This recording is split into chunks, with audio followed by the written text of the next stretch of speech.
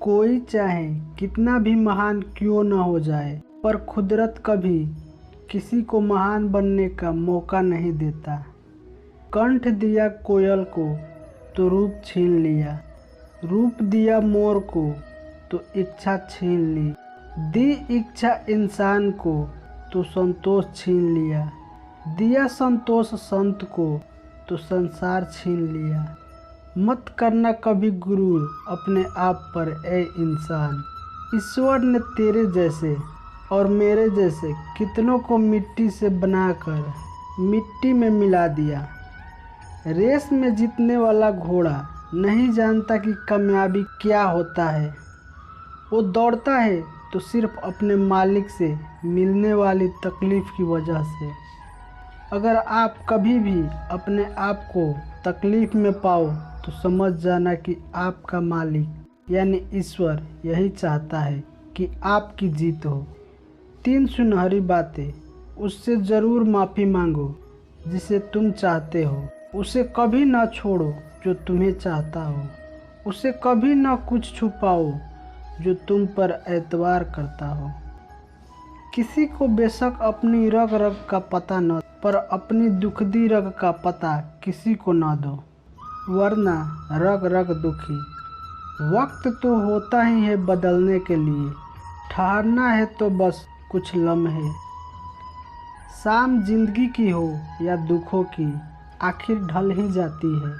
जिंदगी में सब कुछ किसी वजह से होता है, गलत होता है ताकि हम सही का कीमत जान सकें।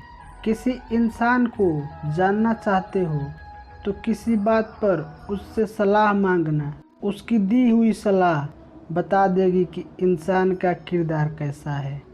इंसान की सारी परेशानियों की वजह 2 बातों से होती है, तकदीर से ज़्यादा चाहता है और वक्त से पहले चाहता है।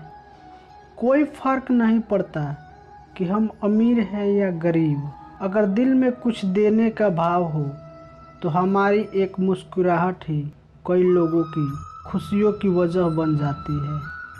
क्रोध एक ऐसी चीज़ है जिसमें फंसते भी आप हैं, उलझते भी आप हैं, पछताते भी आप हैं और पिछड़ते भी आप हैं। क्रोध का अपना पूरा खानदान होता है। क्रोध की बहन है जिद, क्रोध की पत्नी है हिंसा, क्रोध के बड़े भाई का नाम है अहंकार, माँ है, उपेक्षा पिता का नाम है, भय, निंदा और चुगली क्रोध की 2 बेटियां हैं। एक मुंह के पास रहती है तो दूसरी कान के पास। ईर्ष्या इस खानदान की नकचढ़ी बहू है और पोती है घृणा जो सदैव नाक के पास रहती है।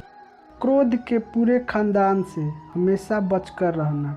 कभी कभी बस इतना ही दिल चाहता है कि कोई हो जो धीरे से पास आए और कंधे पर हाथ रखकर चुपचाप साथ बैठे। ना कोई सवाल ना कोई जवाब, बस साथ होने का एहसास दे।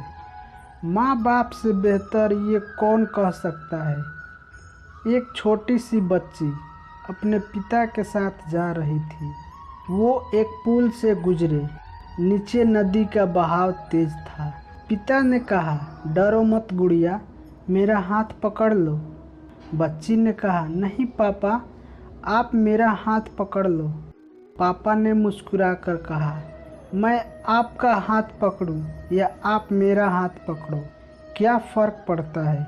बच्ची ने कहा, पापा, अगर मैं आपका हाथ पकड़ूं और कुछ हो जाए तो शायद मैं आपका हाथ छोड़ दूं, पर अगर आपने मेरा हाथ पकड़ा तो मैं जानती हूँ कि कुछ भी हो जाए आप मेरा हाथ कभी नहीं छोड़ोगे। सच है, बच्चे साथ छोड़ देते हैं मगर माँ बाप कभी साथ नहीं छोड़ते। बचपन में जब हम मंदिर में भीड़ की वजह से भगवान के दर्शन नहीं हो पाते थे, तब पिताजी कंधे पर उठाकर दर्शन करवाते थे। तब इतना नहीं पता था कि जो कंधे पर उठाए हैं वही तो भगवान है।